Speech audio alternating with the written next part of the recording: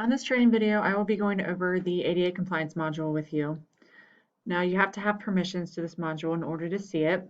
Once you get logged into the CMS, down in the very bottom left corner, you will see ADA compliance. Go ahead and click on that, and it will take you to the ADA compliance landing page. Now there are a couple things on this page that I want to bring to your attention. The ADA administrative department, so you'll see that there's not anybody assigned to the ADA department head. In order to generate a name here, if you go to your district management, and I'm just going to open this in a new tab, over here under admin departments, and you'll see that there is an ADA compliance admin department. If you select this department and name somebody as the head of ADA compliance, their name will show here. Now, just because you name somebody a department head does not automatically give them permissions to the ADA module. You do still need to go in through the security permission section and grant people permissions for this. And people with those permissions, you'll see listed here. So you'll see that I have 3 ADA compliance officers. Below that, you'll see the ADA tools and information.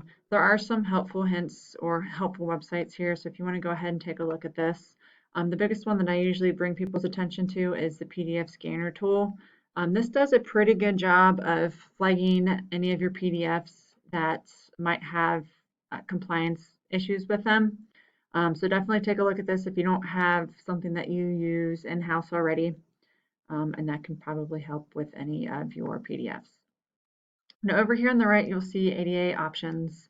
I'm on the ADA homepage, so at any time I can click that, it will bring me back here.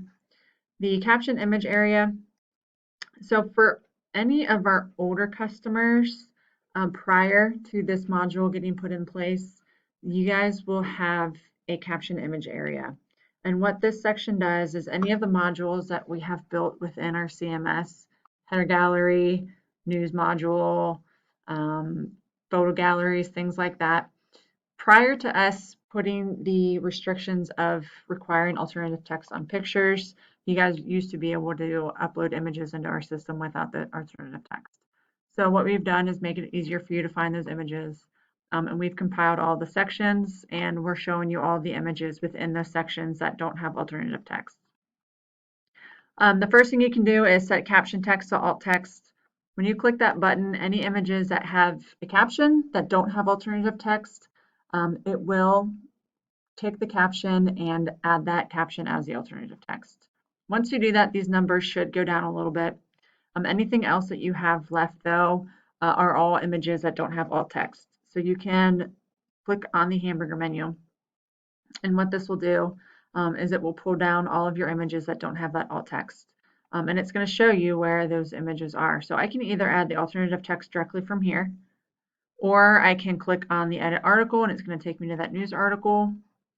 If you're looking within maybe a photo gallery section, I can again add the alternative text directly from here and save, or I can go and edit that page, edit the gallery. Maybe you want to remove the gallery altogether. So you can navigate to that area of the CMS just by clicking on those buttons. Any of our newer customers, when you click on the caption images, you guys should not see anything in here. And that's because we do require alternative text for all of the images now. So you guys shouldn't have to ever come to this section. This is more for some of those legacy customers. Now the disabled pages section. So if I click on this, any pages that you have disabled will show here. There are 2 ways that you can disable pages. One way is within the issues log, and I'll show you that here in a minute. The other way to disable a page is if you are out on your website and you come across a page that has multiple errors on it. So for example, you'll see that I'm logged into the CMS. If I come up here and look at this top bar, you'll see and edit this page, you'll see an ADA errors. So you'll see that I've got 4 ADA errors on this page. And here in the middle, you'll see a disable this page option. So I can disable pages from the live end of the site, or I can disable pages from the issues log. When you do disable a page, it's going to ask you for a reason. So you'll type in your reason, and that's what's actually going to show on the page if somebody tries to access that page. And then those pages are all going to compile here under the disable page. I can come in here and edit the reason. So maybe I want to change this reason, or I can come in here and enable these pages at any time. Now, I'm going to skip over the issues log section for now and go to the ADA complaint section. So we do offer a link that you can utilize on your homepage, and we typically advise individuals or schools to go ahead and put them on pages that are accessible from anywhere. So you'll see when I hover over this ADA link, what this does is it provides anybody the ability to submit a complaint. So maybe they're looking at a page or they've come across a page that they can't access some of the information. This report allows them to provide that information to you so that you can go in and fix it. If somebody submits a report, all of your ADA officers will receive an email, and then that information will show here under the ADA complaint section. So here you'll see all of the complaints that have been submitted. You can see if they've been assigned, created, and progressed, final, and then you can review these reports at any time or view what page this report came in from. So if I click view, you'll see that we do give a lot of this general information. Whatever status is, you can update the status, you can change the status, you can put reporter, or you can view the reporter information, and then you can leave any notes to this. Or you can export this information as a PDF at any time. Now the ADA report message, so you have the ability to customize the message that appears above your ADA report. You just go ahead and add your message. And once that's saved, if I come out here to my ADA report, you'll notice that I have my add your message here. So whatever information that you decide to put up there will show. The Find Files area. So when I click on Find Files, you have the ability to search your website for any files that you have linking out within the website.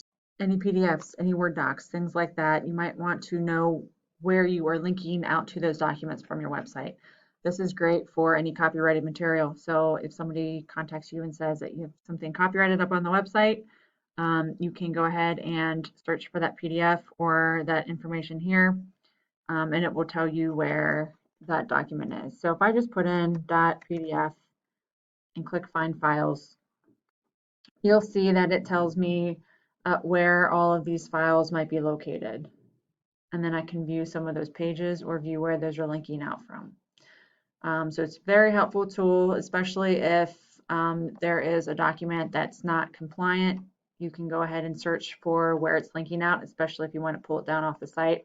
You can find where it's linking out from and remove it. Now the issues log. So the issues log, we are compiling a bunch of information here. So you guys might be familiar with the Wave tool, and the Wave tool is something that is used to scan websites. SchoolPointe has a built-in scanner, and anytime anybody is out clicking around your website, our scanner is scanning that page, and it's going to pick up anything that is equivalent to what the Wave tool would pick up, and it's going to compile all that information here under the issues log. So any images that don't have alternative text, any empty headers, any missing link titles, things like that, all that information will show here. So this log is going to show you what page, how many errors are on that page, going to give you access to the Wave tool from here. You can disable the page directly from here, and then if it's something that you don't need anymore, you can always delete this item from the log. The delete item from the log is useful. Sometimes will take the log a couple days to clear. So if I go in and I clean this page up and I come back to my logs and it's still showing, it can take a couple days for that information to go away. So you can always delete it if you're trying to clean things up. So from here, what I normally do to take a look at this information is I will open this link up in a new window. So you'll see that link here, and I can either click on the ADA errors from here, and that's going to pop open the Wave tool, or I can click on the Wave tool and open that window up from here. Now the reason why I click on this link and open this page up in a new window, because after you view the Wave tool is going to show you what errors are occurring. So if I click on the details button, a lot of my images are missing alternative text.